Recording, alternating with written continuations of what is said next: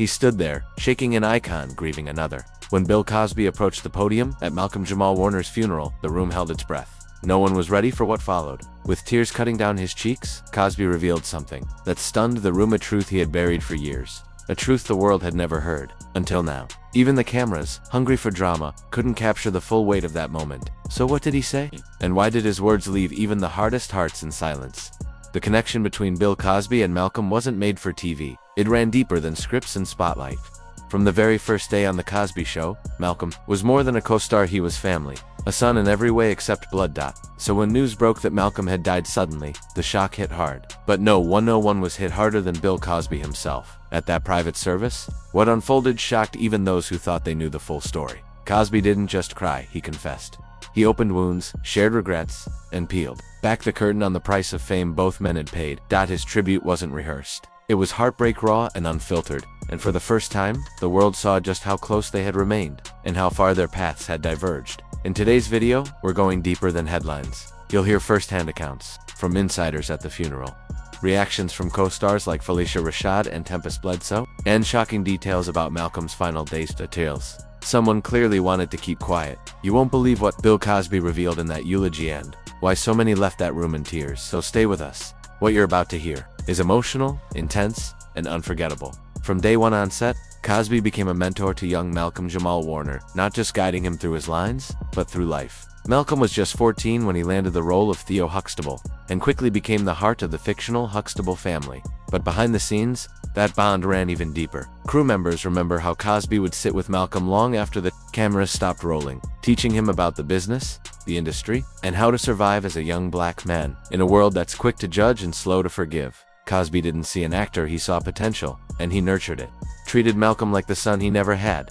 In return, Malcolm gave him loyalty and admiration. In a 2012 interview, Malcolm said, "Bill didn't just teach me how to be a man on screen, he taught me how to be one off it." But as the years passed and Cosby's scandals began to dominate headlines, that once unbreakable bond quietly started to crack. Malcolm, who had worked hard to build a clean and respected image in Hollywood, began to put distance between himself and his former mentor, not out of spite but out of survival.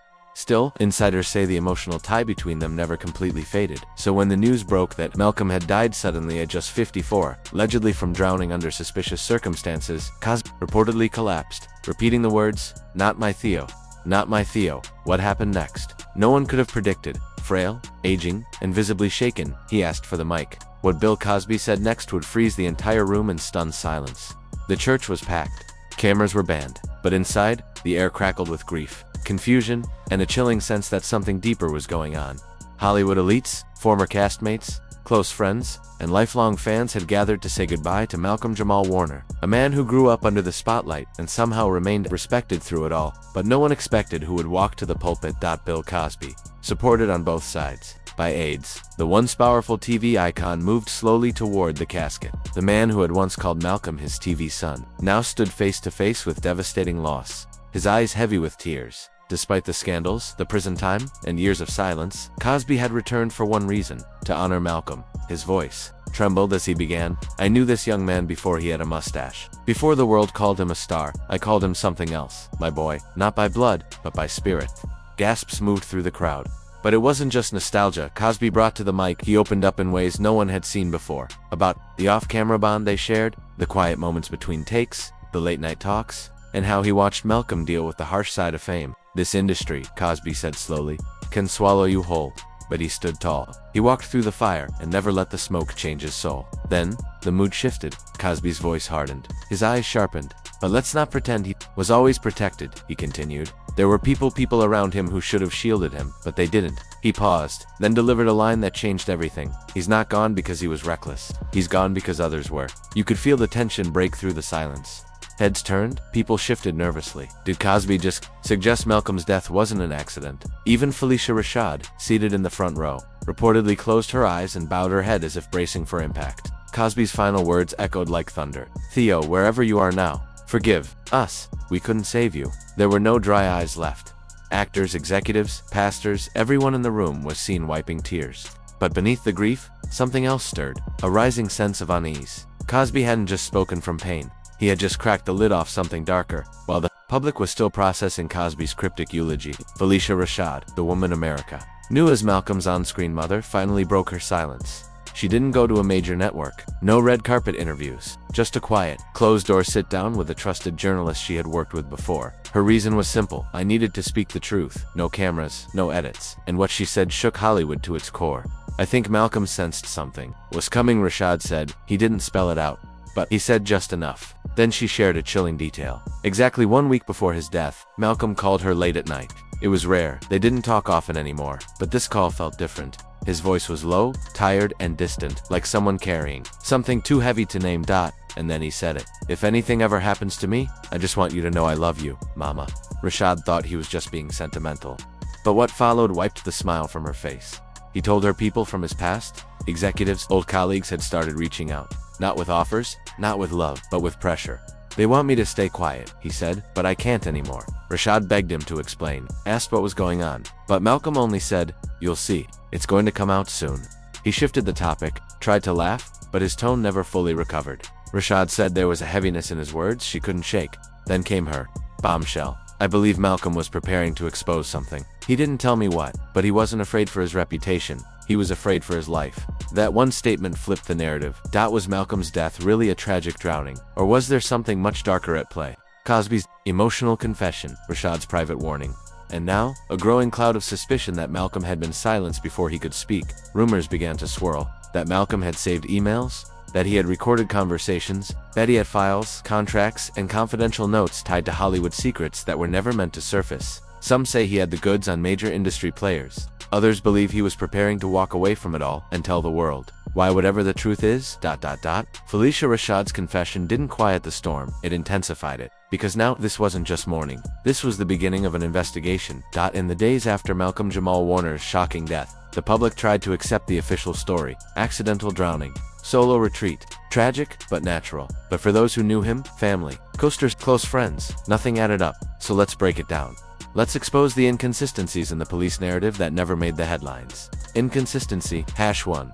The missing call logs. Malcolm's phone was recovered near the shoreline. Water dampened but not beyond recovery. Tech experts pulled partial records from the cloud, and what they found changed everything. At 11:03 p.m. on Friday night, just hours before his body was discovered, Malcolm made 3 phone calls, back-to-back, one to his former publicist, one to an unknown contact saved only as LL, one to Felicia Rashad went unanswered. Here's the issue. None of these calls were mentioned in the official police report. Why were they excluded? For a man hours away from death, trying desperately to reach out, it's not just a detail. It's a red flag. Inconsistency, #2. No footage. No witnesses. The resort where Malcolm stayed had multiple security cameras, including around the dock. A popular spot for guests. Yet there's no video of him leaving his cabin Friday night. No footage showing him heading toward the water. Nothing. Why? Authorities claimed a camera malfunction, a technical issue that just happened to occur during the exact window of time Malcolm allegedly left. Convenient, or something more deliberate. Inconsistency #3. The locked cabin when cleaning staff entered. Malcolm's cabin the next morning, after his body had been found, the door was locked from the inside. How did he leave if the only entrance was bolted? Was there another exit, or was he never alone that night? And then came the anonymous tip. 2 days after the funeral, an employee at the resort contacted an independent journalist. They claimed that someone came asking for Malcolm late Friday night. A man in a black hoodie. Didn't sign in, didn't speak much, stayed for less than 10 minutes, and security. They were told not to question him. That individual has never been identified. So here's the question. Was Malcolm-Jamal Warner's death a tragic accident? Or was it a message? Did someone silence him before he could reveal what he hinted to Felicia Rashad? And if so, who had something to lose? Meanwhile, back at the memorial, the service had reached its most fragile, heart-wrenching moment. The air was heavy with the scent of lilies, the soft echo of piano keys filling the cathedral. And then, rising slowly, solemnly, came the most unexpected speaker of all, Bill Cosby, now 87.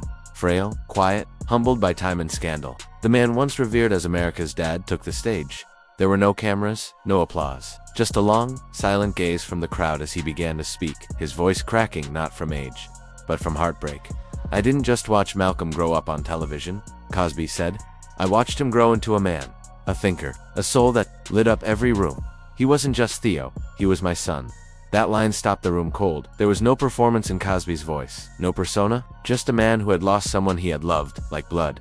He recalled how Malcolm used to memorize everyone's lines, not just his own. How he checked on Cosby even after the world had turned its back on him. Malcolm never left me behind. he said. Even when the headlines did, he still called, still asked how I was. And then, through tears, he added, they say a man dies twice. Once, when his heart stops. And again when his name is spoken for the last time. If that's true, then Malcolm will live forever. Even those who had long since distanced themselves from Cosby were seen wiping their eyes.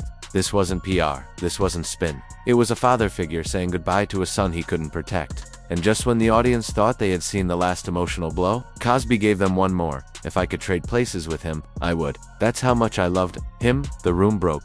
There were no cameras, but word traveled fast. That moment would dominate headlines. Bill Cosby breaks down. He was my son. But it wouldn't be the last moment that left the world speechless. As guests slowly began filing out, there was one person who hadn't moved. Near the casket, still draped in white roses and surrounded by photos of Malcolm's life, stood a woman, her hands trembling, eyes red, face frozen in grief. Karen Melina White, Malcolm's former girlfriend, a quiet, respected actress, a private love that never played out for the tabloids, but one that had run deep. She approached the casket alone, placed her hand gently on the polished wood, and whispered words. Someone nearby caught on a phone recording. You were the one. You've always been the one. She broke down. I'm sorry we didn't make it work. I thought we had more time. I thought we'd get one more chance. Nearby, even Keisha Knight Pulliam and Felicia Rashad were visibly shaken. This wasn't just grief. This was heartbreak. The kind you carry for a lifetime. Karen's final words would go viral. I never stopped loving you. Malcolm, never. I hope you knew that. By that evening, social media had exploded. Fans posted old photos of the couple with captions like, she always loved him. You could see it in every photo. This was real. And then Karen posted to Instagram a black and white photo of Malcolm, smiling. Her caption read, I never got to say goodbye the way I wanted to. You were my peace before this world became too loud. Rest easy, my love. The post hit 2 million likes in under 10 hours. Malcolm-Jamal Warner wasn't just a television icon. He was a man deeply loved, deeply mourned, and possibly silenced before the world could hear what he had to say. His death left more than questions. It left a crater in the hearts of those who knew him, truly knew him, a father figure shattered, a lover with unfinished goodbyes, in a world that realized far too late just how much one man could matter. Rest in power, Malcolm-Jamal Warner, 1972-2025. You weren't just Theo, you were a son, a friend, a truth teller, a love never forgotten.